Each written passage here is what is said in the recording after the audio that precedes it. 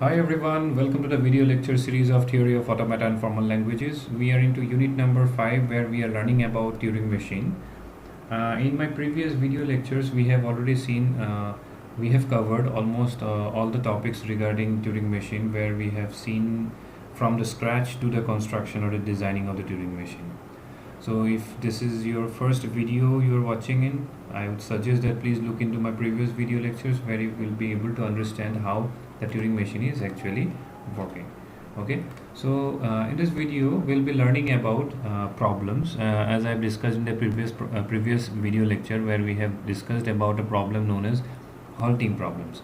But here we'll be starting off with the topic known as post correspondence problem. But before that, you should be aware of what the problem is all about, what the meaning of problem is all about, and you are always aware of it, that what is meant by a problem. But in terms of looking into this chapter in a perspective way, then we have to define this problem, we have to understand this problem very nicely with a basic example as well.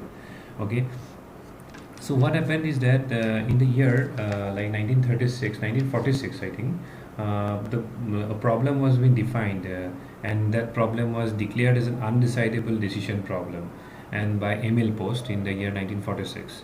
Okay, so what he thought of, like, and termed that particular undecidable problem as a post correspondence problem. But before knowing into that, we should be aware of the what is mean by a problem. So a problem is, if you want to define a problem, you have to see in two perspective way.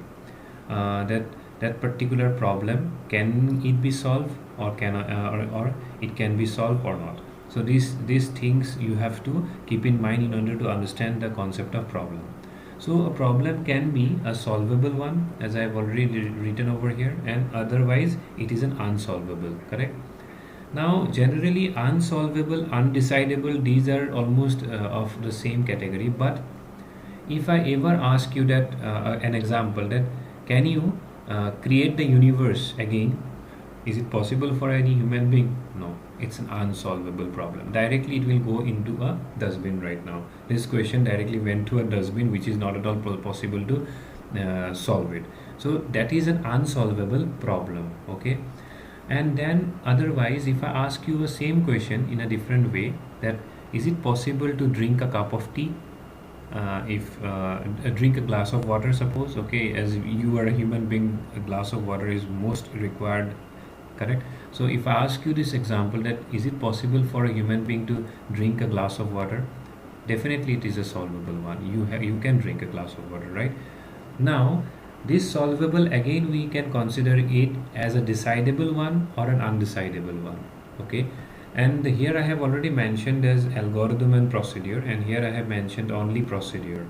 Okay, now if I look into this perspective, if I understand what is an algorithm or what is a procedure, then it will be very easy to understand whether it is a solvable or a solvable, decidable, or undecidable problem. Okay, so if I ask you what is the difference between, or what is the definition of an algorithm and procedure, if you look into the scenario, both are almost saying the same.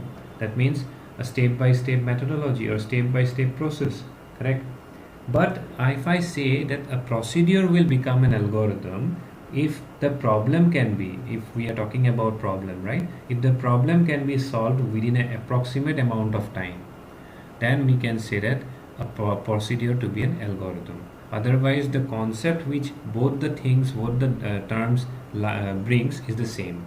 Okay, so if you are able to finish a task in a given amount of time, or in a approximate amount of time, I won't be justifying that exact time amount you have to just find out. No, if it is an approximate amount of time also, then that particular problem being explained as a procedure is also can be termed as an algorithm.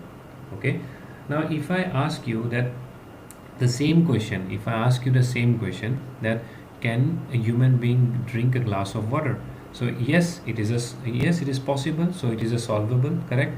Then if I ask you that how much time, yes, you can you can directly say that a finite amount of time, that I can drink that cup of water within a minute.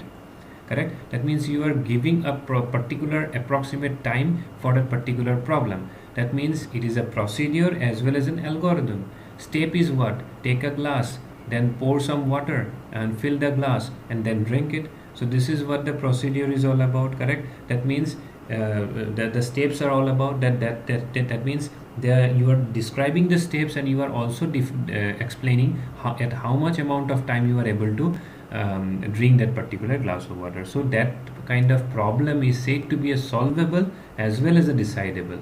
But if I ask you that can you study and clear competitive exam like IBPS, interpersonal banking exam? So if I ask you this kind of question, yes, it is possible, but that means it is a solvable. But if I ask you that whether it is decidable or undecidable, see, for studying and cracking a exam like IBPS, I am having certain procedure to follow. Like I will prepare all the notes. Okay, I will study all the notes. I will complete all the mock test, and then I will give the exam. And after that, is it always possible that you will crack the exam? No, you will not able to. Sometimes you are not able to crack the exam. Then again what? I will take a loop and again I will start from the same process.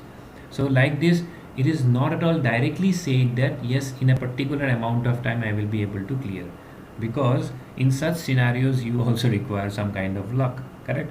So that means that kind of problem is a solvable one, but it is not decidable. That means it is an undecidable, because we are having only a procedure but we are not having the algorithm for that, correct?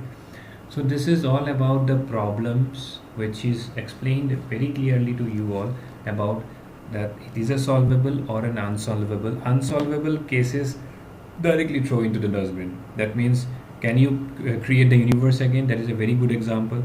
No, it's not possible. Directly clear it.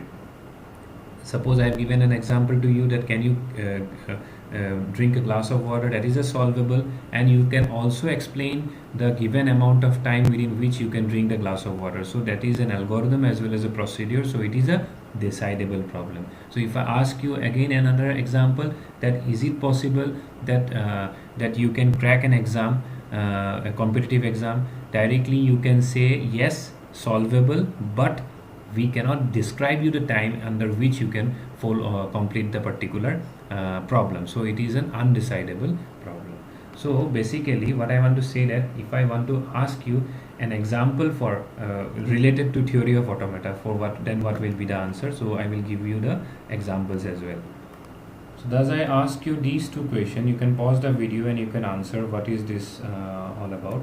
So is it a decidable, solvable, or undecidable solvable? Okay. The first question is that does finite automaton accept regular languages? It is a solvable. Both the scenarios are solvable. Clear? And whether it is a decidable? Yes, it is a decidable, because every finite automaton accept regular languages, and that is your type 3 grammar, correct? So this is always a decidable, solvable problem, correct? Now if I look into the second question, for a given context-free grammar, let it be G, is language of that G always ambiguous? See, for getting an ambiguous for a particular string, you need to have two or more than two similar type of decision trees, or similar type of parse tree, or similar type of trees. Okay, so that is not at all possible for every language to have a particular string for which you can create two or more than two number of similar type of trees. So that is not possible that for every language there will be an ambiguous scenario. But yes, it is possible to solve. So it will be an undecidable solvable problem. Clear? I think in terms of theory of automata, I think I have given you two examples, and it will be clear to everyone. And thus finally what we can say, so finally I can say that these 2 points you can note it down, that a computational problem is said to be unsolvable if no algorithm can solve it. That's why I told you that this is a unsolvable problem, okay, where I haven't involved any kind of algorithm over here. I have involved algorithm and procedure only in the case of solvable. This is the important point, okay.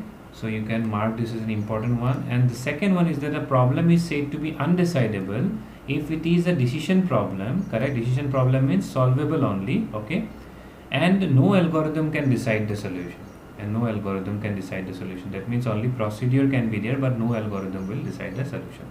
So that is also a valid important point for this scenario. Okay, I think everyone is clear to what I have tried to explain to you all. So where we have learned about the problem concept. Now in the next video we will be looking to what Emil Post has described in the year 1946 about the post correspondence problem. So if you're having any suggestions or any comments or any queries, you can comment down below, and do hit the bell icon and also do subscribe my channel to get the updated videos as well. Thank you for watching.